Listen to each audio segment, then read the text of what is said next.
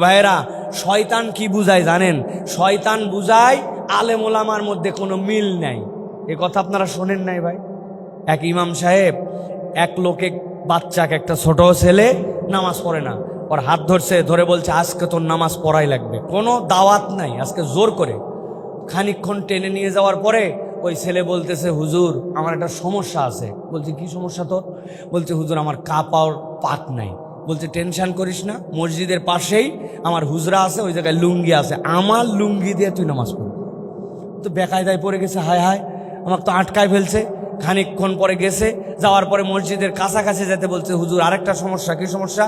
বলছে লুঙ্গি তো আপনার পরবো, কিন্তু হুজুর আমি তো দোয়া দরুদি জানি না। বলছে যে কোনো দোয়া দরুদ নামাজে জানা লাগবে না, আস্তে আস্তে শিখবি, আপাতত খালি সুবহানাল্লাহ আর আলহামদুলিল্লাহ বললে নামাজ হবে, তাও আজকে তোকে নামাজ পড়া লাগবে। ওই তো চিন্তা করছে, হায় হায় লুঙ্গি দিয়ে আটকান গেল না, দোয়া দরুদ দিয়ে আটকানো গেল না, উপায় কি এখন? খানিকক্ষণ পর হুজুরের হাত ঝটকা দিয়ে চলে যাচ্ছে, বলছে এই তোর দোয়া দরুদ বললাম শিখানো দেওয়া হবে পরে, আপাতত তুই নামাজ পড়, লুঙ্গি দিতে চালাম তাও তুই চলে যাচ্ছিস, এখন ব্যাপার কি? বলছে হুজুর কার পিছে নামাজ পড়বো, হুজুরদের মধ্যে কোনো মিলই নেই। চিন্তা করছেন আপনি, হুজুরের মধ্যে মিল নাই।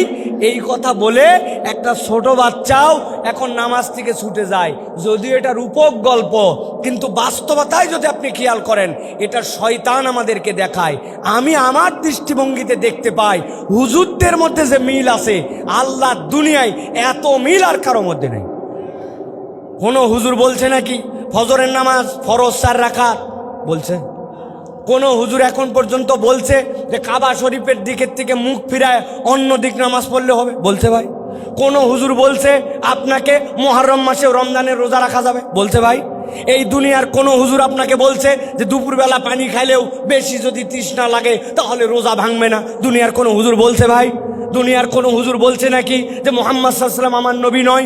দুনিয়ার কোন হুজুর আপনাকে বলছে নাকি বুধবার দিনেও যদি পরিবেশ ভালো থাকে জুম্মার নামাজ পড়া যাবে?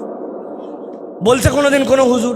তো আমি তো দেখতে পাচ্ছি হুজুরের থেকে বেশি মিল কোনো কারো মধ্যে নাই, আর শয়তান দেখাইছে হুজুরের মধ্যে মিল নাই। ঠিক কিনা? ওটা শয়তানের দেখানো। এই জন্য আমাদেরকে ঐক্য এবং ভ্রাতৃত্ব, এইটার শিক্ষা কে দিছে? রমাদান আমাদেরকে দিছে। আল্লাহ কোরআনে বলছেন, ওয়াতাসিমু বিহাবলিল্লাহি জামিআন ওয়ালা তাফাররাকু, তোমরা আল্লাহর রজ্জুকে শক্তভাবে জামাতবদ্ধভাবে ধরো, তোমরা কখনো বিচ্ছিন্ন হয়ো না। এখন আমরা জামাত মানে মনে করছি দল, তোর একটা দল আমার একটা দল, দল দিয়ে আল্লাহর রজ্জু ধরবো। অথচ আল্লাহ বলছেন সব দল বাদ দিয়ে আল্লাহর দলে আসো, আল্লাহর বিধানকে তুমি ধরো। আল্লাহর রজ্জু মানে কোরআন, আল্লাহর রজ্জু মানে সুন্নাহ। আপনার আমার জীবনে কোরআন সুন্নাহকে ধরতে হবে, এর জন্য কোনো দল পার্টি কিচ্ছু নাই।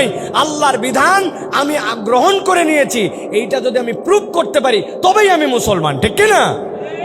এখন আপনি টোটা ফাটা ফিকহি ইখতিলাফ বিভিন্ন বিষয় আছে, এটা কখনো মেজর আইটেম নয়। কেউ বলেনি যে 4 রাকাত নামাজ জোহরের না, আসরেরটা 4 রাকাত নয়, এশারটা 4 রাকাত নয়, মাগরিব 3 রাকাত না পড়ে 2 রাকাত পড়লেও হবে। কেউ বলে না এই কথা আপনাকে।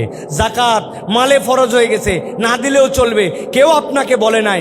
হজ টাকা আছে তারপরে না করলেও মাপ, কেউ আপনাকে বলে নাই। রমাদানের সিয়াম যদি চাঁদ ওঠে শুরু, চাঁদ উঠলে শেষ, এর বাহিরে কোনো মাসালা নাই। ফরজ আমাদের সব এক, ওয়াজিব আমাদের সব এক, সুন্নত মুআক্কাদা সব এক। তাহলে আমরা এত মতভেদ করতে যাই কেন? মতভেদ করতে চাই আমরা না, মূলত শয়তান আমাদেরকে মতভেদের শিক্ষা দেয়। আর রমাদান আমাদেরকে এক হতে শিখায়, ভ্রাতৃত্ব শিখায়, সামাজিকতা শিখায়। ঠিক কিনা? তাহলে আমরা আমাদের ঐক্য এবং আমাদের এই সামাজিকতা এইটা ধরে রাখবো প্রিয় ভাইরা। ত্যাগে